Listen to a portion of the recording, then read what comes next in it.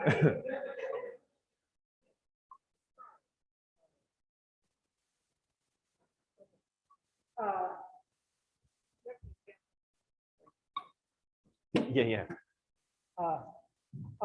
Hi, welcome to the IE Squared seminar. Today we have Doc Edge from USC. He came to this field through an interesting path, which involved writing a statistics textbook. That's really great. We should check it out.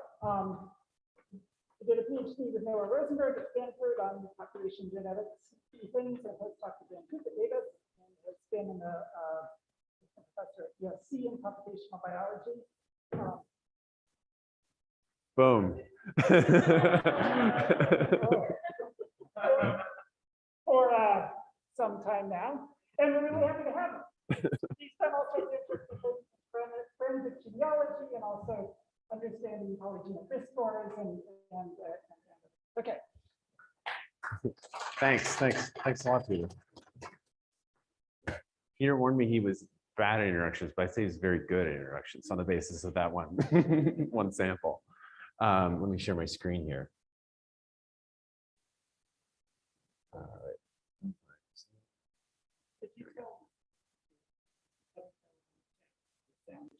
Oh yes, if anyone can't hear me, please drop something in the chat so that we know what's going on.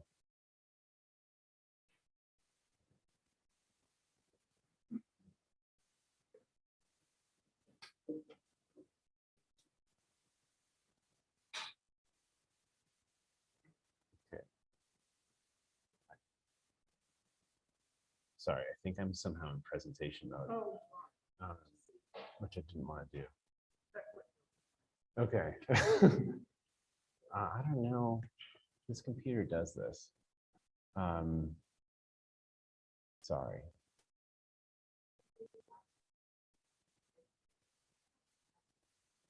Thank you. That's a good idea. So if I share. Oh, well, you'll still see the slides. You'll just also see the next one. We'll just, if everyone's all right, let's do that. Okay. Oh. The USC. Oh yeah, it's what is it? De Palma something Queen. Yes, it's terrible. It's a terrible model. What are they talking about? Yeah. If I move it, what does it look like now? Oh, it's not moving. Damn. Sorry. Is someone?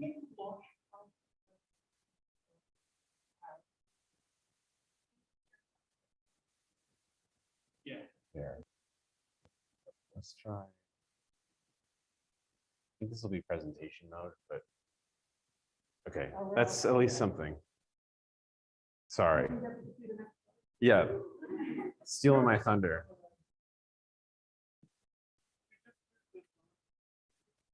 Yeah. I don't even know how. I'm starting it up. I'm not trying to start in presentation mode, but let's just, if it's all right, let's go with this. Okay, so really nice to be here. Thank you all. So I gave a talk last night for Ibs, the graduate student group, and if you were there, there's going to be like 55% overlap or something. I apologize, but we'll do some new stuff too. What I'm going to talk about today is overlapping with the notion of genetic privacy. And genetic privacy is sort of shares a lot in common with other forms of digital privacy, but there's a few considerations that make it a bit different. So I just like to lay these out at the beginning as a bit of context.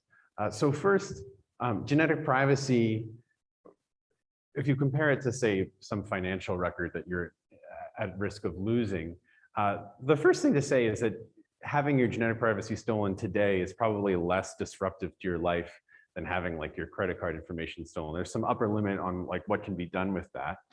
But there's a couple of other issues that I think make it very important actually to think about genetic privacy. The first is that whereas your financial records, in principle, you can rectify this. If your identity gets stolen, you can get new numbers, you can get even a new social security number and so forth, whereas you cannot get new genetic information. You're just stuck with what you got. The second thing is that if you lose your bank account information, if I lose my bank account information, it doesn't say anything about my mom's bank account, which probably has more money in it, so that's good. But whereas with genetic information, if my information is lost, it tells you something about my relatives in a way that is going to actually continue for generations. So if we sort of mess up royally on genetic privacy now, we've actually got a problem for a couple of generations at least, because there will be issues with that same exact information getting propagated through the population. So genetic privacy is sort of one piece, and I'm looking at genetic privacy and how it intersects with forensic genetics. So DNA is a really big deal in forensics for a few reasons. So forensics in general, right? You're just trying to take information generally from a crime scene, but other kinds of situations too. You're trying to figure out who was here and what happened here. So DNA is useful for them because you can get, with relatively little genetic information, a nearly unique identifier for somebody, up to cases like identical twins and so forth. And you don't need a lot of DNA to do this. So you could even do it in the 90s when you couldn't get very much. You can get it from lots of different types of tissues. So lots of different kinds of forensics evidence. You need the specialist in that exact thing to be useful. Like if you're a bite mark person, you're only useful at the crime scenes where there are bite marks and so forth. Whereas many different kinds of tissues that can be left at a crime scene, our DNA is recoverable from them. The third thing is that you can develop reasonably satisfying mathematical models that quantify the strength of evidence. So I can compute probabilities about what's the probability that these two sets of genetic information come from would come from people who are unrelated, for example. And there's all kinds of, there's decades of fighting about the details of those models, not to say that it's like resolved, but you can at least start to do it, which is different, I think, from some other kinds of forensic evidence. So while I'm talking about forensics, I'll just give a content warning. I am going to talk about, I'm not going to dwell on any details, but I'm going to talk about one case in particular that includes some violent crimes, so murder and sexual assault. And if you don't want to hear about that, I totally understand. Slipping out. And I'm going to make a couple of clarifications too. So I'm going to use a lot of family relationship terms like mom and dad. And I'm talking really about, what some people call biological relatedness, meaning just like, the sperm that fertilized the egg came from this person. That's my definition of dad for today. That's just a shorthand and not to delegitimate any other ways of forming who is in your family. Those are all valid, but just a shorthand I'm going to use for today.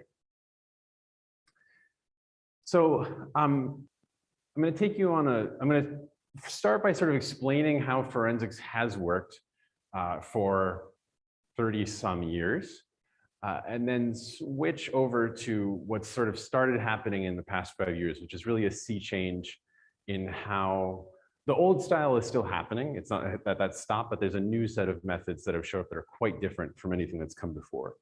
So this is a picture, kind of terrible picture from NIST that shows the locations of the 13 what are called CODIS loci. So CODIS stands for Combined DNA Index System. This is the term they use for this set of loci. These are the microsatellite loci that law enforcement collects. So if they get DNA from a crime scene, these are the places they're going to genotype on your genome. These are the 13 originals. In 2017, the FBI, with the rest of us, zoomed forward into the genomic age, and they added 7 microsatellites to their panel as a result. So for those, for the younger graduate students, I like to say what a microsatellite is. We don't all know, right? So microsatellites are these loci where there's like a motif of some number of base pairs. In this picture, it's a 3 base pair motif. And in different copies, different alleles are just different numbers of copies of that motif. So this one has 3 bases. Almost all the ones they use in the US in forensics are tetranucleotides, so there's 4 bases. But this is the idea. And the cool thing about these loci is that since there's many alleles possible at any one site, you can get really diverse genotypes. So what I'm showing you here horizontally is the different allele frequencies at all the different loci. The different loci are stacked. So the take home from this picture is really that there's like at least 5 or 6, and in some cases more, common alleles at all of these loci. And that means that even though you only have a relatively small number of markers that you're looking at, you get sort of a nearly unique identifier for a person. It's unlikely that 2 unrelated people are going to share genotypes at all of these sites. So this system has been really heavily used. There's over 19 million profiles now in the CODIS database. One thing I always like to say when talking about this is 4 million of those are actually from arrestees. So people who were never actually convicted of a crime. They were just arrested for one and sort of went through a routine booking procedure and are now registered in this database. And so how it gets used, right, is like you have a crime scene sample, and if they want to search for it, they run it against this database. And if you happen to be in the database is called NDIS. It's actually like a weird network system of databases. If you're in there, then they find a match with you. They use it a lot. They don't just keep this and not look at it. They've used it over 500,000 times. No, not at all. Yeah, super closed. I don't even know. And they're organized at state level databases. None of the state level ones are open. You can do Freedom of Information Act requests to get certain kinds of information about them, like how many people are in them. Someone actually, just for the very first time, recently did one to get the racial composition of the database, which was unknown until like a year ago, basically. But yeah, so it's hard to get information about what's going on. So I'm not going to talk about this. I talked about some of it last night, but one thing I just want to say is the sort of legal establishment and law enforcement establishment has said that collecting this information is an extremely minor incursion into privacy, no more than getting somebody's fingerprint, for example. And I've wanted to suggest in several pieces of work that that's not actually true. That actually you can use you can link records. So you can, if I have your CODIS information and I have SNP genotypes from you, it's actually possible to tell that those are likely to come from the same person to some degree. So I just want to throw that out there, that it's not totally, it's not like you just get to look at this and ignore the rest of the genome. There's some information sharing because of LD. But this system is pretty old. And starting to show its age. So the birthday, there's several birthdays you can give the CODIS markers. The latest one you can give is 1998. Some of you don't remember 1998 at all. These are some things that were happening in 1998. The Big Lebowski hit theaters. I went to see it with my dad. I was playing this game a lot. Ally McBeal was on TV. Everyone was talking about it. People knew who Jimmy Page was. And he was like on a hit song and that was Puff Daddy. He was like, it wasn't even called Diddy yet. Like, it was a long time ago, that's my point. And so this system that was built for this, on this technology of that era, it's starting to show strain for certain things that law enforcement wants to do now. So they don't just want to be able to identify somebody as registered in their database. They want to do other things. So sort of in order of controversy of the tasks that they want to do, one thing they want to do is be able to resolve mixtures. So very often you get a crime scene sample and it's not actually from one person, it's from multiple people.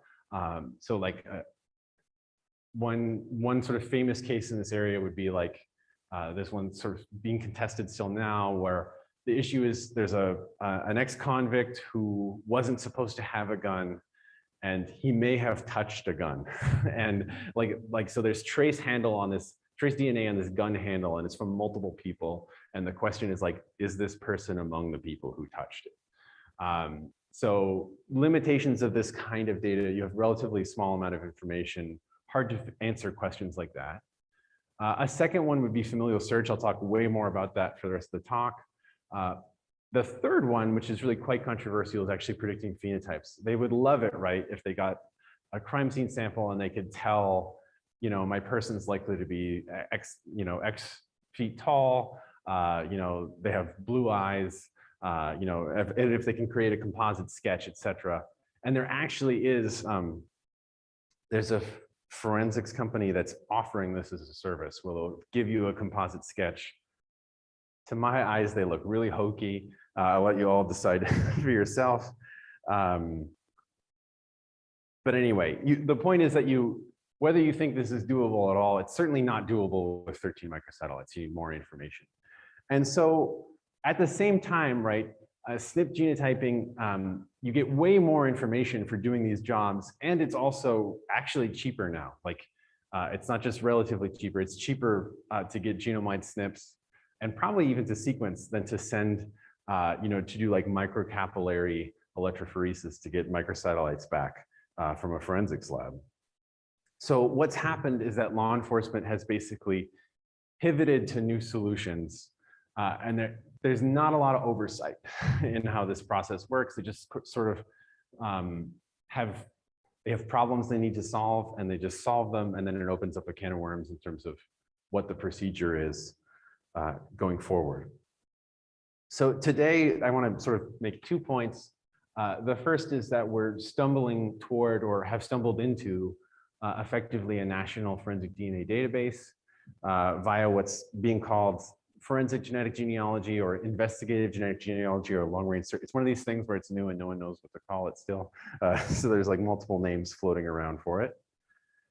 And at least one important database that they use for this work has had really major privacy issues, at least in principle. It's not clear how much of it, it's not clear the extent to which there were actual privacy breaches, but the door was open. So the first part, I'm going to tell you about forensic genealogy. This is the new thing. This is quite different from how these searches used to be done.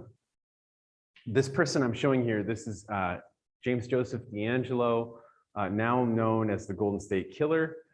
So this is a person who committed a really heinous series of crimes in California, Northern and Southern California, during the 70s and 80s. And the crime seemed to have stopped around the mid-80s, and the trail went cold. They never found this person. I mean, they found him now, but there was like a 30-year gap where they didn't find him. But they had some biological information from the crime scene, and from actually multiple crime scenes.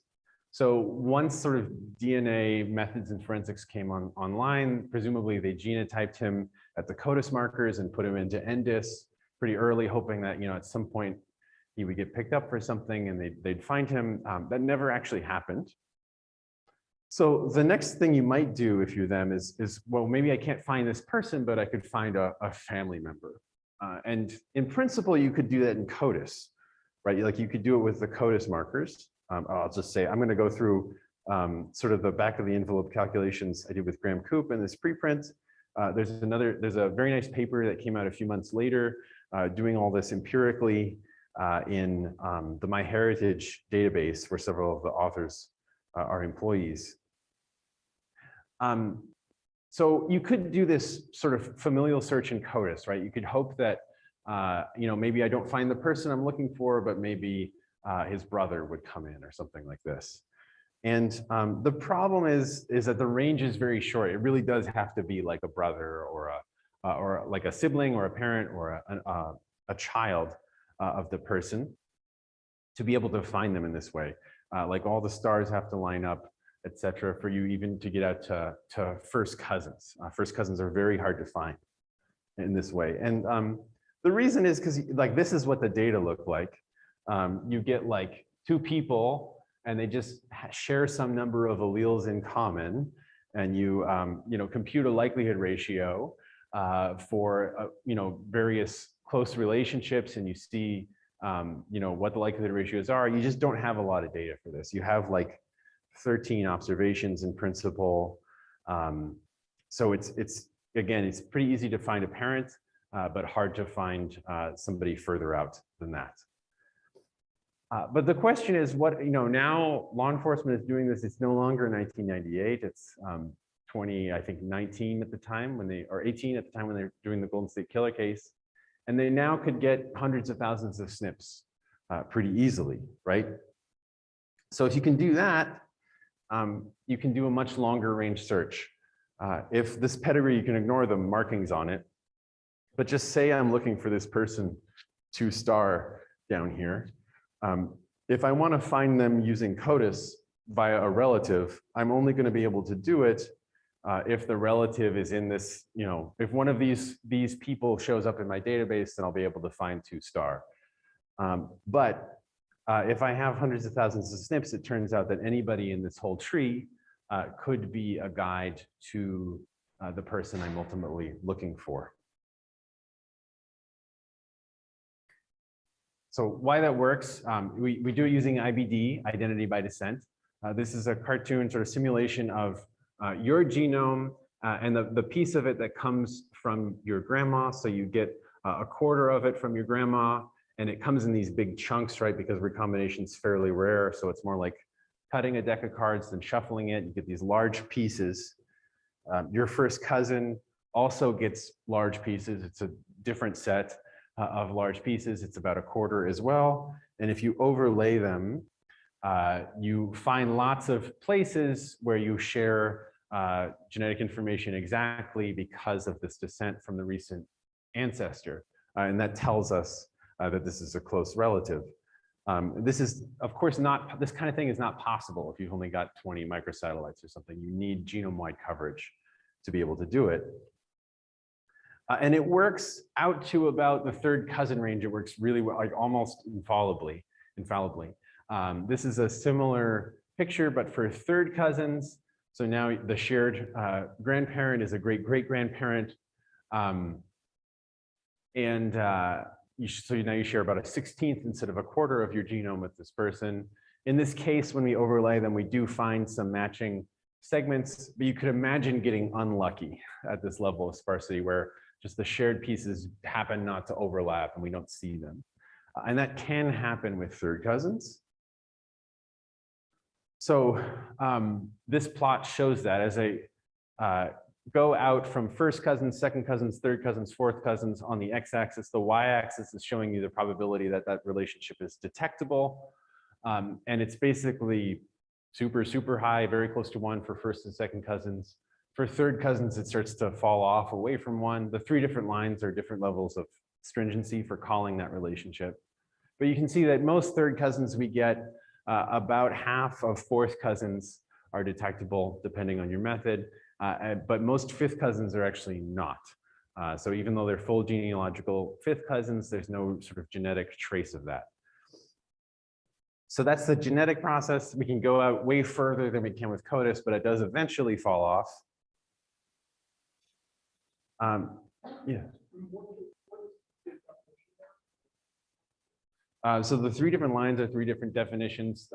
The blue line is they share at least 1 IBD segment. Orange is at least 2, so forth.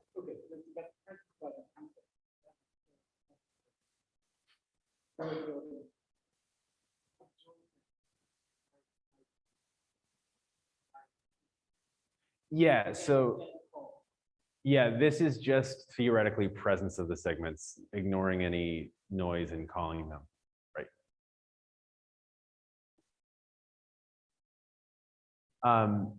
So that's the genetic process. The genealogical process is wild though, because the phenomenon here, I personally, I don't know anyone in my extended family tree, but if I did, there would be a lot of them apparently. So the average number of 1st cousins is for most people relatively small. but you know, you have generally more second cousins than first cousins, more third cousins than second cousins. In the sort of most plain vanilla model possible, this grows as 4 to the k, but it's actually way faster than that in real life, way faster, for various reasons. It depends on the demography and so forth. This is a model fit to the UK. It's not going to be the same everywhere. But the point is, you've got like maybe a couple hundred third cousins, and almost all of them are going to be findable in principle if they're in the database, and you know, into the thousands of fourth cousins, and like say half of them are findable if they're in the database. So there's a lot of opportunities for people to be in a database and be traceable to you in principle. So you've got two opposing processes. There's the genetic process where more distant cousins are hard to detect, a genealogical one where more distant cousins, there are just more of them, so they're more abundant. And that leads to kind of a sweet spot, sort of, in the third, fourth cousin range, where you expect, this is not exactly the most relevant quantity, this is the expected number of cousins, genetically detectable cousins in a database of a given size. For this is fit to like a toy demography of the US and databases of 1, 5, and 10 million. So you can see that if you've got a database of say 1 million, we expect a reasonable number of detectable third cousins and fourth cousins to be in that database.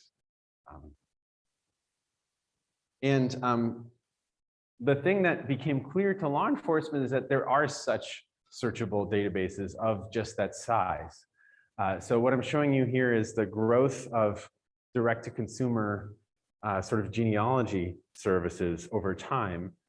The big ones are 23andMe and Ancestry. Law enforcement cannot get into them because you have to, you know, send away a spit kit, and you know, you don't have the person to spit into the tube, so they can't do anything with them. They could subpoena them in principle, and that's a separate issue, but they can't sort of just decide to put their data in there. But these ones down here, they can. So these are like the deep cuts of direct-to-consumer genealogy. If you're really into this stuff, you know about these smaller companies, MyHeritage, Family Tree DNA, Ged Match, which is not a company, but a big database. They had about 1 million people each at the time, and they allow you to actually upload a data file. So you don't have to be genotyped by them to be in their database.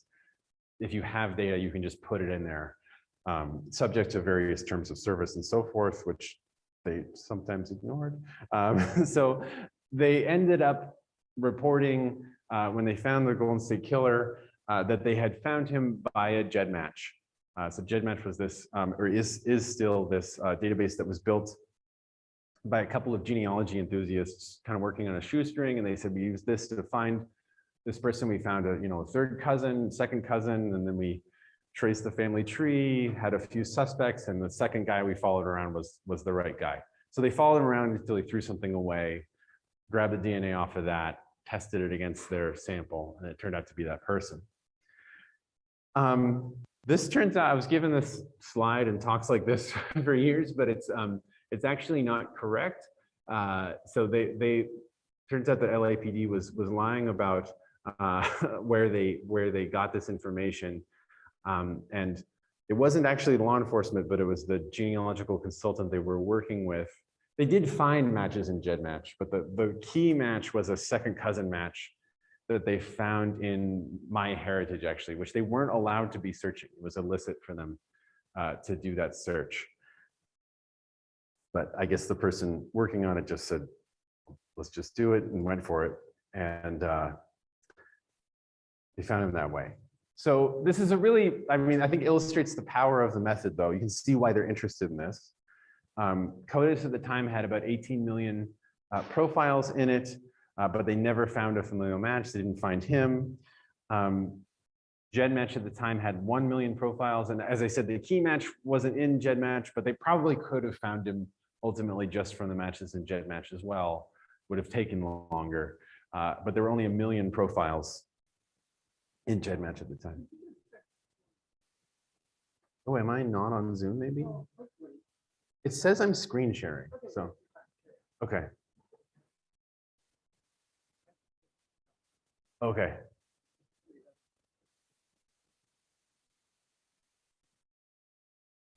No problem. So epilogue of this part of the talk, so D'Angelo pled guilty a couple of years ago, almost. And this method that they use to track him down is increasingly routine. They use it a lot. They used it in dozens, probably over 100 cases now. And the other thing that to me is really interesting to watch is that the community of people who are interested in finding their relatives using genetics has been totally split over this. So right away, people were really divided as to, some people were really enthusiastic about participating and other people were really sort of unsettled by the fact that they've been searched in this way, and it really split people. And it also immediately changed the character of this database in particular, Ged Match, which was publicized right away as being the key one. So Ged Match was, as I said, started by two guys in Florida, run out of their garage. They hired some guy to write code sometimes. It was like a real shoestring operation, sort of like put together by the love of this community that really wanted to do this and help, find family members. And then immediately it's like, boom, now it's a surveillance database. And that sort of immediately changed the character of the database. And a few months later, they started to be contacted by forensic genetics, at least one forensic genetics company that wanted to buy the database. And in fact, that happened. So they were bought by Viragen, which is a forensic genetics company. So that's like a real switch in a period of about 18 months. Viragen runs it more or less like it used to be run, but now they're running it. So once this happened, I was working with Graham Coop, and we started to ask, is this database actually safe? It wasn't built for this, right? The FBI didn't start out and say, we want to be able to do familial searches. Let's build a database for that purpose. They just grabbed something that was there and used it. And what do we think of this? And so we started to ask about privacy questions that emerge in this kind of database. This is a really nice paper, came out around the same time. Ours was a week before. And talking about overlapping issues. So the situation, what I mean when I say databases like this, it's databases that allow uploads. So again, how this works generally is most people, not everybody, but most people who do this, they get genotyped by 23andMe or Ancestry, one of the big ones. And then, if they're really deep into this, they want to find more relatives, but they don't want to pay to get genotyped by every database out there. So for most of them, they'll actually download their data from one of these sites and upload it to one of the others. So at the time, these were sort of the big ones where you could do that. And then from the format of the data you get back on your matches differs everywhere. I'm showing you what used to come back at Ged Match. So you'll generally get a list of people, from all of them, you would get like a list of people who are putative relatives of yours, and maybe some way of contacting them at, 23andMe Ancestry, you could probably message them within the app. You won't get like a, their home address or something. But at Ged Match, you actually get a name and an email address where you can write this person. And at Ged Match, you also get the locations in the genome where you are supposed to match this person. And actually, so this is the other paper I talked about, went into this in much more detail than we did, but these pictures, the way these colors work, you could actually decode somebody's genome just looking at the colors. So that's not supposed to be allowed, right? I'm not supposed to be able to see, by the way, Andy's your fourth cousin, and like, here's his genome. That's not how it's supposed to work. But if you look at these colors hard enough, you can figure a lot of that out. I'm going to talk about some methods that we developed, assuming you don't have those colors, but you just get the segments back. There's still a lot you can learn.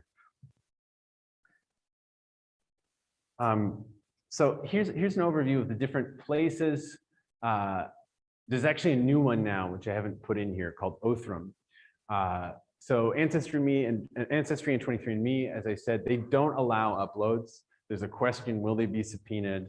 What will that look like?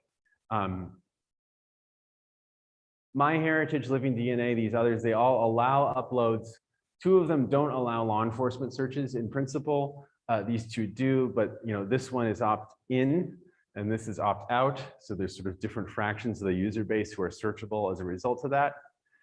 There's a new one also called Othram, the whole point of which is you join it because you want to help in law enforcement searches. So everybody in there is opted in because that's why you would join that database. So the question we had and came at this with is, suppose somebody wanted to figure out the genetic information of people in the database.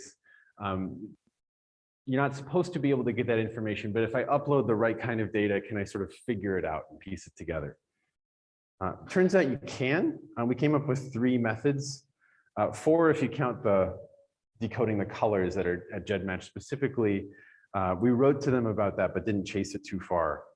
But these 3 methods we did do a lot of work on. We call them IBS tiling, IBS for identity by state.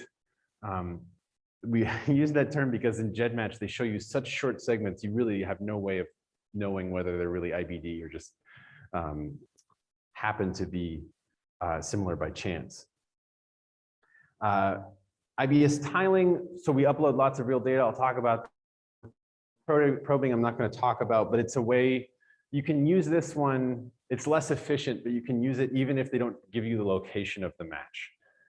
So if some Ancestry, for example, gives you the people, but doesn't tell you where they match you, and you could still use, if Ancestry allowed uploads, you could still in principle do this. And then the third one I'll talk about, we call Ibs Baiting. And I'll say how that one works in a bit. So the insight to the first one, to IBS tiling, is that the matches that these places give you, they actually reveal something about the genetic information of the other person. So this is actually my matches with my second cousin, who I don't know. I was 23andMe says she's my second cousin. I probably sure. But I match her in these locations and I have my genetic information, right? So I can learn a little bit about her genetic information in these spots. And that's sort of the game we play when we sign up for these services. We're sharing a little bit of information with distant relatives and a lot with close relatives. But that's what's happening here. So the thing we realized with IBS tiling is that you're not limited to just your own genetic information. Multiple people can get together in principle. So like if my 2 second cousins called by 23andMe got together and they looked at their matches with me on chromosome 8, they'd know a lot more about my chromosome 8 than if just one of them did this. But we don't have to just use our own information, right? Because there's lots of genetic information just out there. I could take all 10,000 entries in the Personal Genome Project and upload them all to Ged Match, keep track. And that's in principle what we do with IBS tiling is we have a target we want to learn about. And we just start uploading genomes and we keep track of where they match the target. And where they match the target, I know something about the target in that spot. Now this is, if you're thinking down the road about this, there's like a phasing issue. Which strand am I learning about? It turns out at Ged Match, you can sort of just pre-phase and upload homozygous genotypes so that you can get rid of this problem effectively. Phasing errors will mess you up a bit, but you sort of make the whole problem a lot easier. So I keep uploading. Every time I upload, I learn a little bit more about the target until, in principle, I've learned quite a bit. So how well does this actually work? That's the cartoon idea, but how well does it really work? We downloaded about 900 genomes that were just publicly available from people of European ancestries. We had about 600,000 SNPs common to all of them. And we asked, we didn't do this within Ged Match, we just asked the question, like how much of each genome is covered by matches from the others? So how well could you do this in principle? And the key parameter turns out to be how short of a match will the database actually give you. And at Ged Match, this was very low. They would show you matches down to 0.1 centimorgans. That's way too short to really be useful for genealogy purposes, but they would that's kind of how the genetic genealogy community rolls. They want to, they just want more information. even if it's not necessarily going to be useful after a certain point. Just because you never know, right, in principle, whether something's going to help. So they like to grab a lot. And so that's sort of community driven to have that initially. But it turns out that doing that, so what I'm showing you on the x-axis is how big of a sample you're using. The y-axis is how much the median fraction of the genome that we get back using this technique. And you can see the different lines are different sort of cutoffs for how short of a match is the company willing to show me. If I use a 3 centimorgan cutoff, which is what some of the larger companies do, then it's not 0, right? We definitely get information back, but it's not like the majority of the genome. Whereas if you do what Ged Match did, you can get like 70% of the median person's genome back using this method, sometimes more, sometimes less. Depends a bit on, like we used Europeans, right? We had a lot of finished samples in there. We had like maybe 20% finished samples, not affecting the median, but like those were way higher. We could get a lot of information back by tiling because of the bottleneck. So that's the first method. I want to talk to you about the third method we came up with as well, Ibs Baiting, because I really like this one. So what we do in this one is we exploit the method that Ged Match is using to actually find IBD segments and call relatives. And what they do is they look for incompatible homozygous sites. I'll explain what that means in the next slide. But the upshot is that any site in the genome that we want, we can get it back for everybody in the database just by uploading 2 fake data sets. Turns out the way Ged Match is actually implemented ends up being 3 because you need another one to rule out missing this. But you can get everybody, and it works on everyone. It's not like the other one is dependent on, do I happen to find people with matches with my target? This works regardless. And you can parallelize this and follow with imputation. You can effectively get the entire database back after a few hundred uploads. So here's how this works. So the problem is, like, imagine it's 10 years ago, and I need to find matching segments. Like Eagle, et cetera, methods for phasing at large scale aren't there yet. So I have a real problem because I have genotypes, but I don't have phased chromosomes, phased haplotypes. So it's hard for me to just read off segments like this purple. Like if I have phasing, I can just read off like, oh, the purple's segments match. And so those are, if they're long enough, they're probably IBD. But if you can't phase and you have a huge data set you have to deal with, so you can't phase, you can do another thing, which is you can notice that in the purple segment, right, by definition, these 2 people share at least 1 allele everywhere. So if they're IBD, they have to share at least 1 allele. They can't have incompatible homozygotes. You can't have it be the case that one's TT and one's GG or something. But at the edges of the segment, that can happen. Like once you're no longer in the IBD segment, that'll happen some fraction of the time. So if I can find a segment, like an unexpectedly long segment where there's no spot where this person's homozygous for 1 allele and the other person's homozygous for the other, if that's long enough, then I can probably guess that that's an IBD segment. So it's very clever, works very well. It deals with this problem of finding IBD segments when you can't phase. So the problem is that if you know that that's how the phasing, or that's how the calls are being made, and you can upload whatever data you want, then you can trick this into showing you everything. So imagine for the moment we have a target, and I don't care for the moment about anything except this one site. We'll call it the key site. And this target has, I'll just represent it as red, red. It's got 2 alleles, red and red. What I'm going to do is I'm going to upload 2 files. One looks like this. So it's heterozygous everywhere except at my key site where it's homozygous. And in this case, it's black, black. So what's going to happen is, if it's all heterozygotes in my upload, there can't be any incompatible homozygotes, right? Because there's no homozygotes at all. So that sort of heterozygous run, which you'd never see in nature, right? But that heterozygous run is going to match everybody in the database because there's no homozygotes. That means if I have a break in the IBD where I have a black homozygous site, I know that the target is red. Because I'm going to be able to match them everywhere, and it tells me, I'm just reading off that this person is now red at this site. For the other homozygote, I have another file. Works exactly analogously. I have red homozygotes in that site, and it's going to say, oh, all this is IBD. Oh, but there's a break in it right here, and that tells me that this is a black target.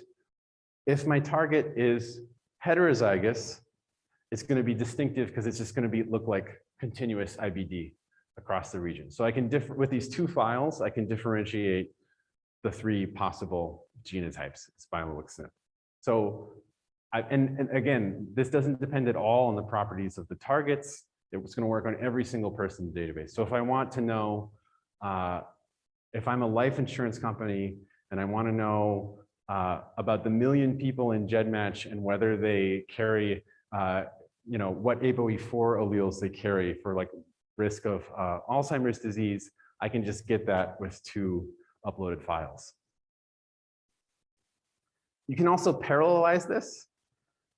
So with two uploads, you can get one site. That's sort of the version I just showed, but you can actually do more than one site. As long as they're appropriately spaced, you can use one upload to get multiple sites at a time. That just sort of looks like this. So if I have my targets, I would have uploads where there's homozygous sites, but they're separated by long runs of heterozygotes. And they just have to be long enough such that it's that same parameter of the minimum length of IBD that they'll report. Depends on, that determines how densely we can place these sort of probes. So I would do my two uploads like this. And in this case, I would learn all 5 of these sites, for example, in the target. So that actually lets me do hundreds of sites per pair of uploads and not just one. And if I do that a few hundred times, I've now got tens of thousands of sites. I can follow that with imputation. And now I've got reasonably complete genetic information on everybody in the database. I won't walk through how this figure actually works, but we proved that we could actually do this. So whatever Ged Match is doing to call IBD segments, this trick worked on it. And this actually was, so we wrote to them in like July or something, June, said we're going to publish this, we're going to post this preprint in October, we'll give you 3 months, we'll put it up in the fall. They said, okay, sounds serious, we'll do something. They didn't do anything. We put up the preprint and then they ended up talking to the press a bit and saying, oh, actually, we fixed this after, because the turned out that when we posted the preprint, it was like almost the same week that Virigen it was announced that Virigen had bought Ged Match. And so it was now a forensics company. The Virigen people came out and said, these are like minor things that these guys are worrying about. And we fixed it. But then, several months later, we actually went in and did it again. So it was a little bit harder, but they hadn't actually fixed it. It was still possible to do a version of this. I haven't done it in a while, so I don't know. They have at least extended the minimum match segment that they'll report back to you. So that makes this less efficient. But I don't know whether you could still do it for a single site. It's possible, but I can't say either way. So at least Ged Match was vulnerable to hacking. Don't know what it is now. They showed matching segments that were too short. They used outdated matching methods that were easy to trick by this baiting procedure. These images, I didn't talk as much about them, but again, the images they give you back also have a ton of information about the genotypes that you could read off. It's easy to find a bunch of so the way numbers are organized in Ged Match is by kit numbers. It's easy to find a bunch of people's kit numbers just by uploading a handful of people and tracing their relatives and those people's relatives. And all of that, at least, I'm not saying it's true now, to be clear, but it did remain true even after they were acquired by a company that was supposed to be managing this stuff. So lo and behold, a few months later, there was a breach at Ged Match where a lot of email addresses that shouldn't have been exposed were sort of exposed. A lot of kits that weren't supposed to be searchable were searchable. They somehow, this some sort of hacking attack on it. And then they used this, whoever did this attack appears to have used it as part of a phishing scheme at MyHeritage. So they were getting email addresses from here and emailing people who were at MyHeritage. MyHeritage actually found it right away and shut it down. But not very inspiring to have this happen. This, by the way, is not using any of the methods I mentioned at all. So overall, you can see, I hope I've convinced you that these new methods are really powerful. There's reasons why law enforcement is interested in doing this, but they're also largely outsourcing this. And the rules are really not clear about when and how they can do this. And there's some privacy risks involved. Privacy at Ged Match, at least in the past, has not been inspiring. And I think we need to figure out, I don't know the answer, but I think we need to figure out, procedurally, how do we do this going into the future? And we need to do it in a way that's sort of aware of population genetics, really, and how genomes get passed on through generations. One last thing I want to say, I think I have like 1 minute. Even if you're not doing forensics, it's just a plug I like to put in. Even if you're not doing forensics, the way we do our work ends up showing up in forensics. So if you think you're like totally disconnected from this, forensic science gets used all the time in the courtroom. In particular, with respect to open practices, like if you have open code, open data, and so forth, that is not required for a lot of forensic software that gets used. So there's things that they're doing that are, relatively sophisticated procedures, and there's no requirement that the code be made public. It's very difficult to get access to the code, even if you're sort of an attorney opposing some evidence that comes from one of these pieces of software. And part of this is on us, I think, as a community, because we allow this kind of thing to happen in our journals. So it happens in forensic journals, and we can't say, hey, we didn't mean for we didn't mean for this stuff to be closed. I'm just doing it for my like lizards on islands or whatever, and it doesn't matter. Like it matters because that sets the precedent for how this works. And then last thing, shameless plug, I am looking for postdocs and graduate students. So if you're interested in this kind of thing, I also do other work sort of on intersection of statistical genetics and population genetics as well. Would love to talk to you. Okay, thanks. If I have like a minute, I'll take a question.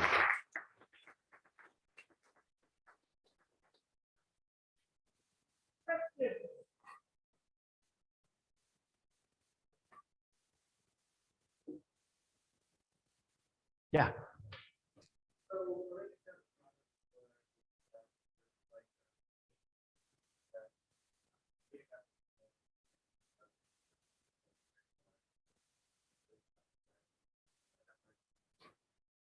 That sounds a lot like the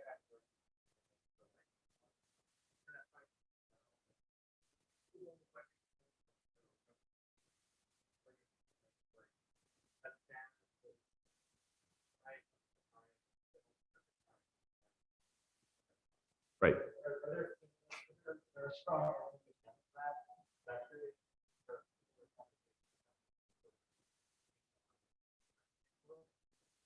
Yeah, oh yeah, I'll repeat the question. The question is asking about analogies between sort of general conversations on privacy and, if the recursion is only so big, how much, maybe I don't have anything to hide, and so I can make the choice about how I join that conversation and so forth.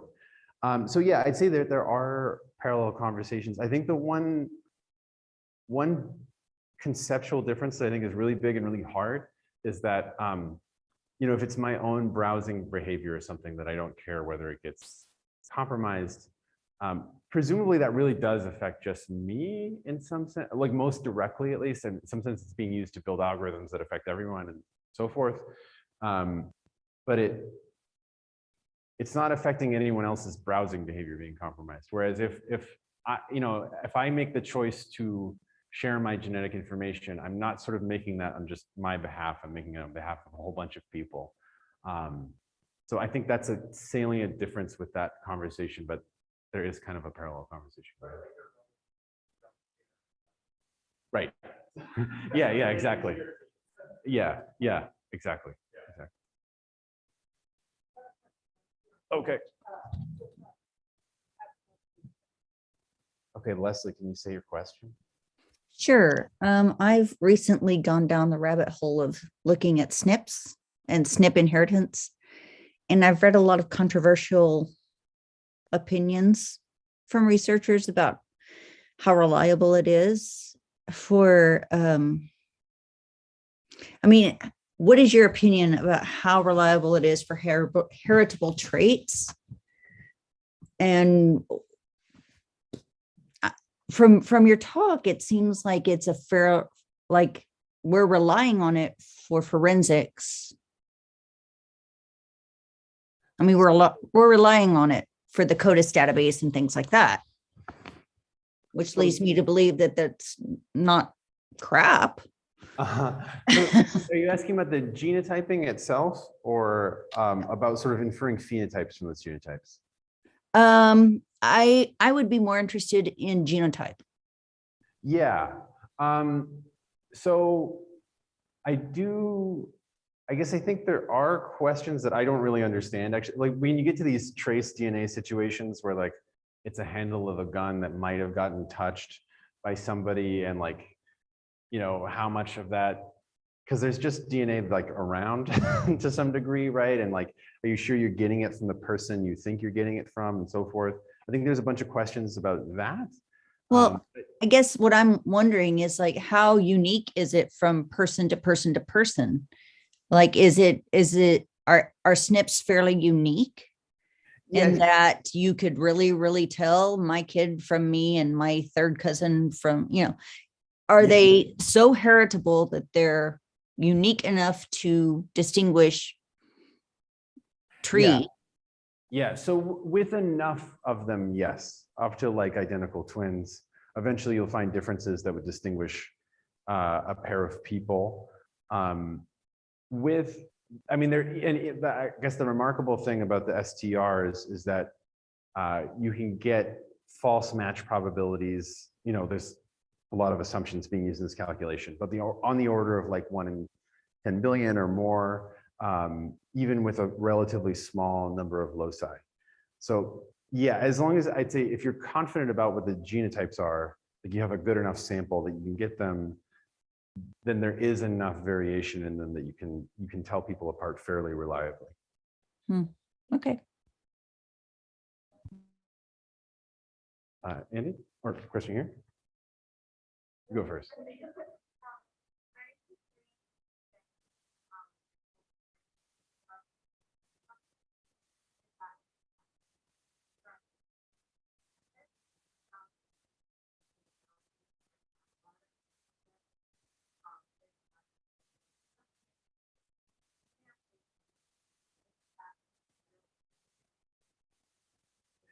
It's a great question. It's one oh yeah, oh sorry, I'll repeat the question, which is sort of how family structure affects the process of finding somebody through one of these long-range searches.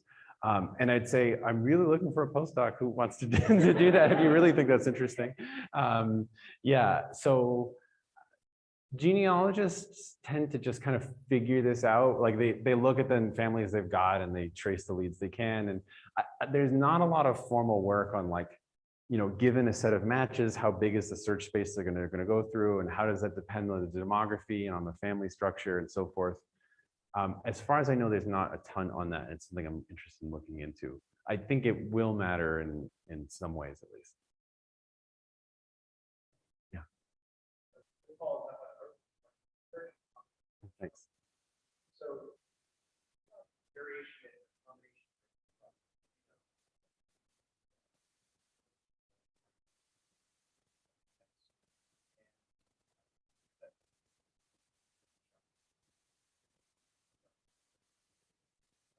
Right.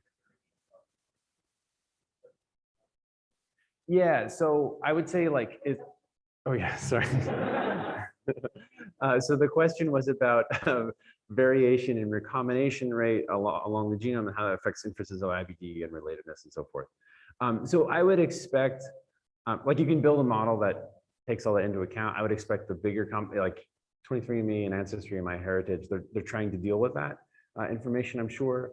Ged Match, I would be surprised if they had a formal model. They're just telling you how long, I mean, so they have, the matches are defined in centimorgans, so that is a recombination distance, so you're kind of getting that built in to some degree, but I doubt they go much further than that, whereas I bet that the companies that are employing a bunch of population geneticists have probably thought more deeply than that.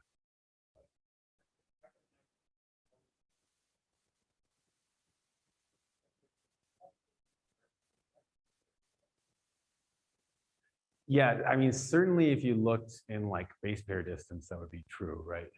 Yeah. Right.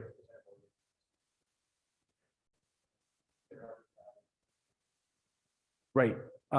Yeah, and if you like Amy Williams at Cornell would be somebody who's done a ton of this, like figuring out, exactly how do you go from the matches to a prediction of a genealogical relationship. So you can definitely play with that. I haven't done a ton of it myself, but, and again, I would expect the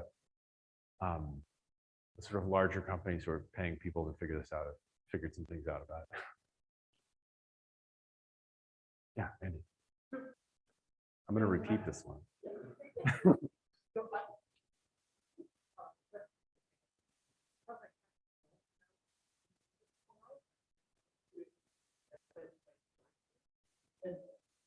I personally was thinking, boy, this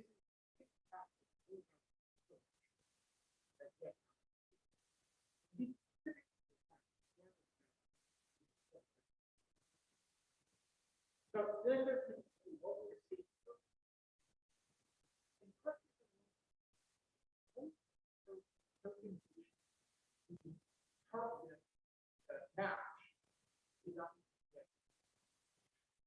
Yeah. Okay, so the question was, for the search to be safe, does it have to be the case that the match is not unique? Yeah.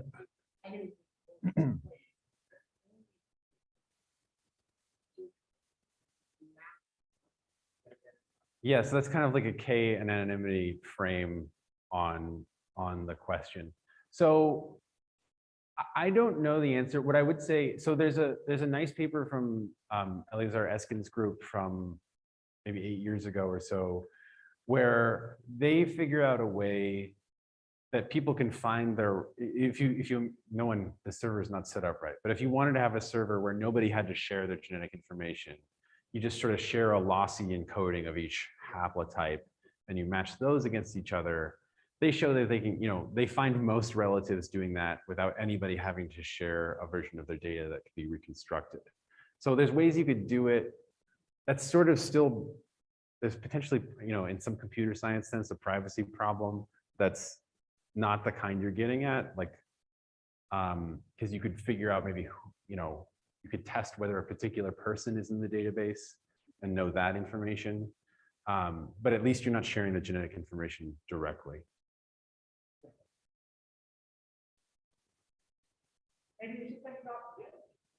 Thanks, everyone.